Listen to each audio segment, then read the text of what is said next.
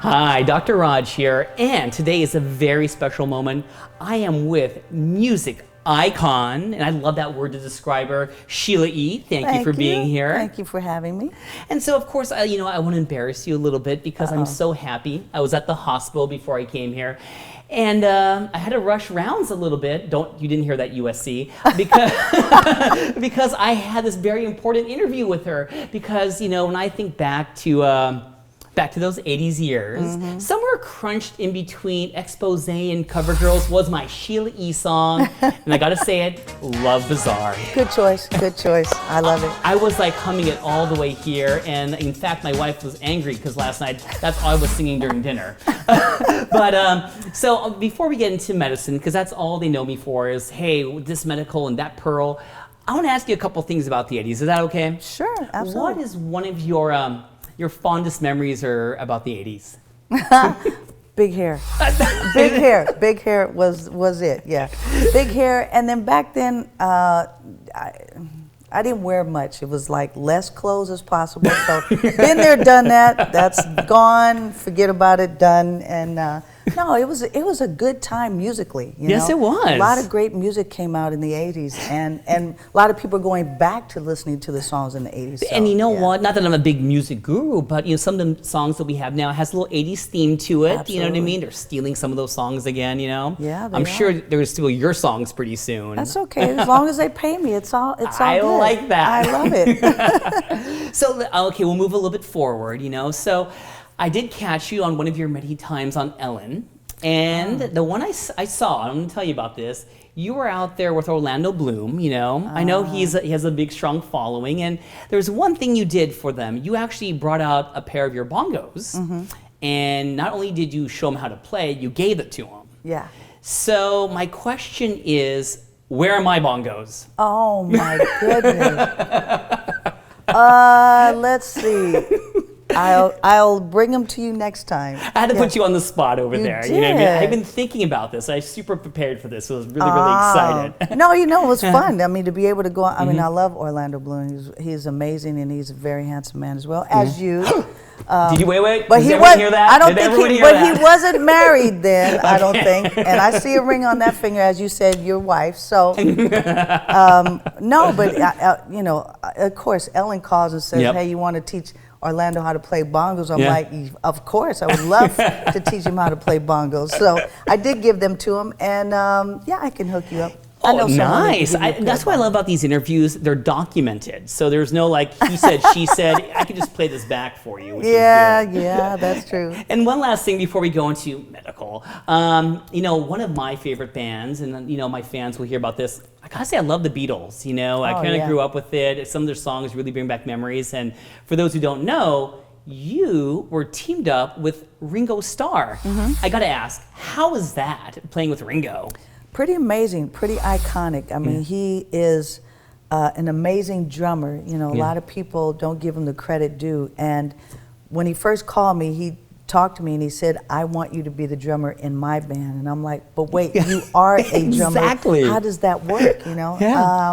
And he said, "No, you will be the drummer. We'll play drums together. We will also, I'll play drums on your music as well," which I thought was fascinating. That's so it's like, cool. Ringo Starr is going to play Love Bizarre. He played Love Bizarre. That is so cool. So, learning his music was incredible. Who doesn't love the Beatles? And then to be able to hear the stories, like asking them things that had happened, when they first started, and you hear the stories, like, I wish I could have videotaped everything that he said. Wow. But he's an amazing man, a beautiful person. I love him so much. Oh, she's already done the things that I want to accomplish on my bucket list. This is great. So, here's when to have a little turn in the conversation. So the reason why I'm so honored to have Sheila E. here today is because we share a passion about the lungs. Yes. And so for those who don't know, I'm a lung doctor and sleep doctor, and one of the leading things I see that affects millions of people, in fact, 11 million people in America, is COPD, chronic obstructive pulmonary disease, otherwise known as emphysema. And let me just say a couple facts. Number one, what makes emphysema really sad is the fact that it's preventable. And people are going to ask me right now, well, what causes it?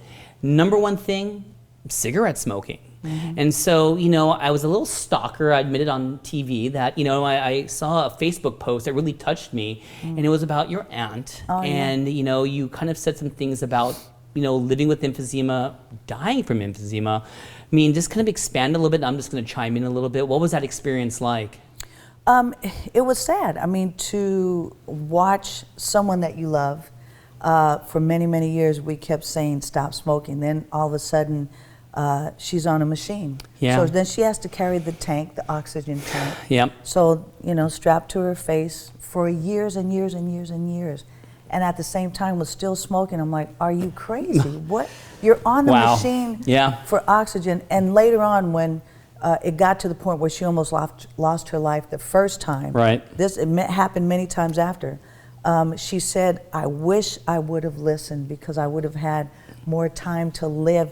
Life is so precious. Why didn't I listen? I was so hard-headed, Yeah. And that's hard to, when I see, especially young people smoking now, with these electrical things. I don't even know what they're called, but vaping. And they're still smoking. You're still agree. inhaling things that are not healthy for your body and for your lungs. So I saw her, our whole family watched her die of a slow death that was horrible, because when she would get into a place of not being able to breathe, she had a machine at the house, and then when that didn't work, we'd have to take her to the hospital. And they do, an episode of this gigantic, huge mask on her face. I know what you're talking about. Which then she would get claustrophobic. Of course. And just the process of it, and afraid. I couldn't be in the room with her half the time, because when you see someone trying to breathe, it was so hard to see. And you're yourself are trying to help them breathe by breathing with them at the same time. And it was horrible. And this went on for many, many years. Of course.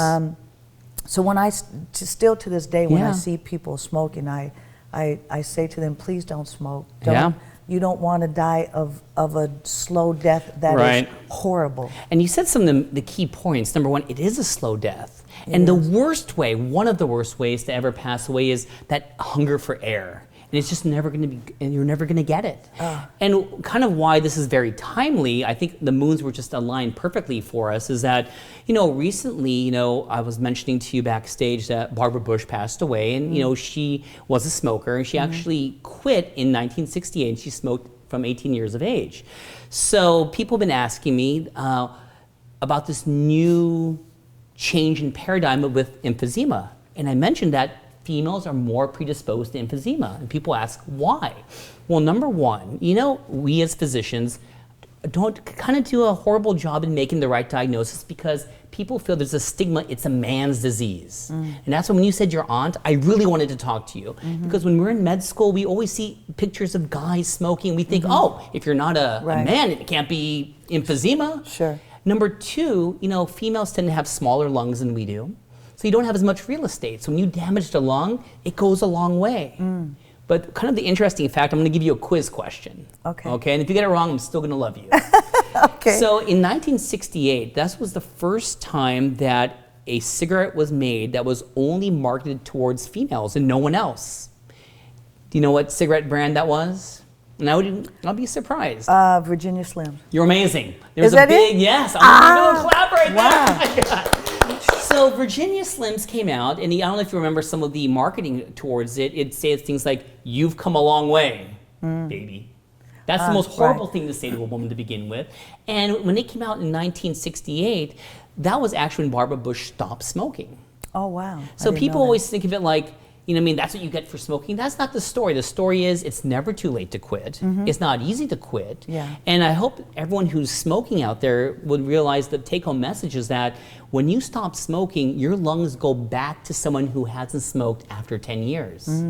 So we have to get this message out there, because it is frustrating. And you were describing this mask on the face. When I was telling you, I was one of these ICU doctors, and it is claustrophobic. And it is scary. It's this air being pumped into you, and you're like, take it off, but you need it. Yeah. No, she hated that, and at that point, she never wanted us to see her in that place, because she would freak out going, is this the end? I'm going to die. And then she would get through, and we pray like, you're going to be okay. And then, you know, and after a while, after so many times of doing that for years, she just got tired of trying to take that one extra breath to be able to survive and live. And that's just, it's sad. It's like every breath is precious. So why would you want to destroy it? And I think that goes back to, it's a preventable disease, but still, even though we know what to do, that we still don't, we can't do it. So it is very sad.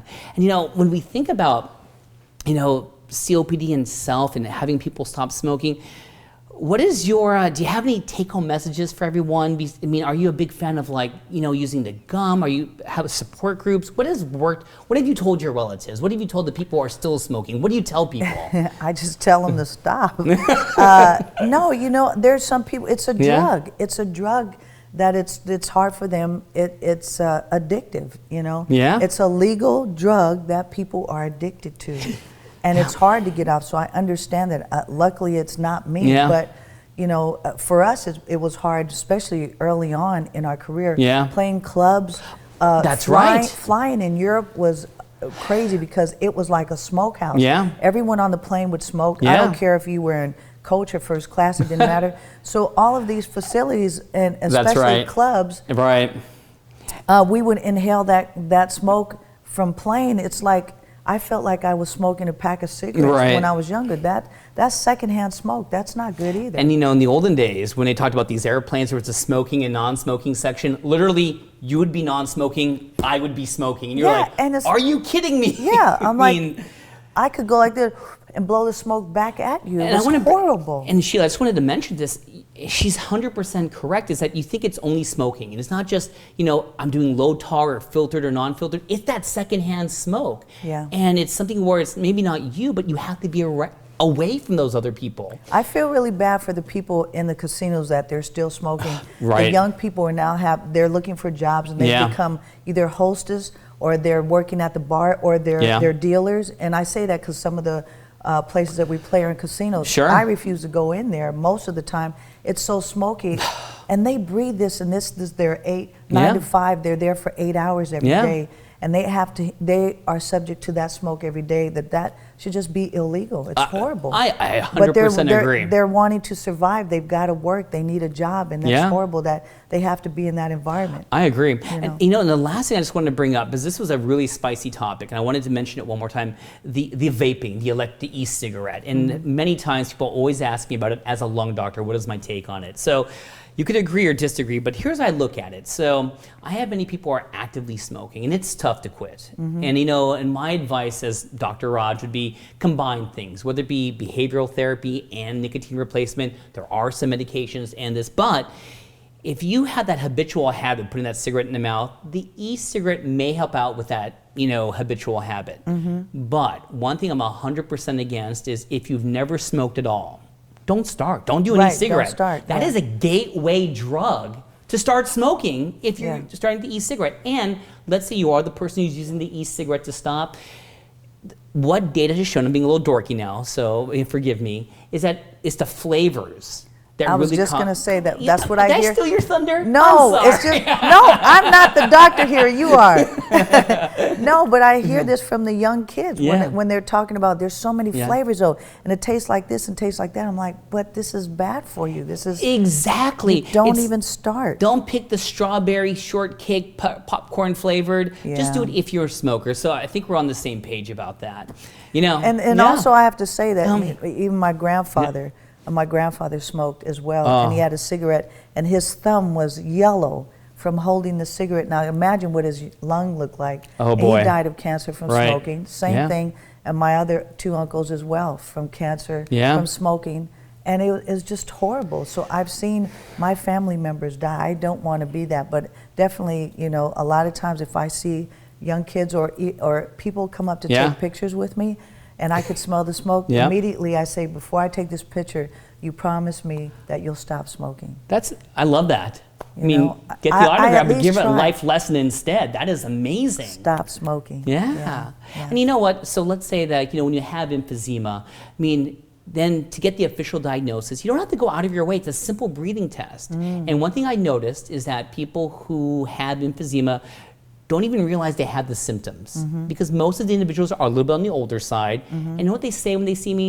You know, I'm short of breath, but that's just, I'm old. That's where it's supposed to be, and that's not right. Yeah. Or if they have a cough that doesn't go away, or you're making a little more sputum, this is time to go see a doctor and get the diagnosis. You know, why is to encourage you to stop. So I think whether it be what you're doing, if you smell it, you think someone's doing it, you take time out of your busy schedule to say something, I admire that. And then after you do that, send them to me. I will. So we can like team up together for this. Absolutely. No, I think it's great, and I think that people should listen to what he's saying. He's the doctor, and I think people are afraid to go to the doctor and find out whether or not something is wrong with them. And I think that it's important to maintain. This is a temple. It's a beautiful. Our bodies are beautiful, and we have to keep it. So preventative is to not even start smoking. But if you have smoked, go to a facility and take the test. Save your life and save someone else's life. I have to stop it on that note, but that was such a great ending. But let me just take this time to say, Sheila E., you're amazing. Thank you so much for being welcome. here. And Anytime. you're beautiful, by the way. Thank you. And your music rocks. Thank you. I'm Dr. Raj. This has been amazing. I'll see everyone later.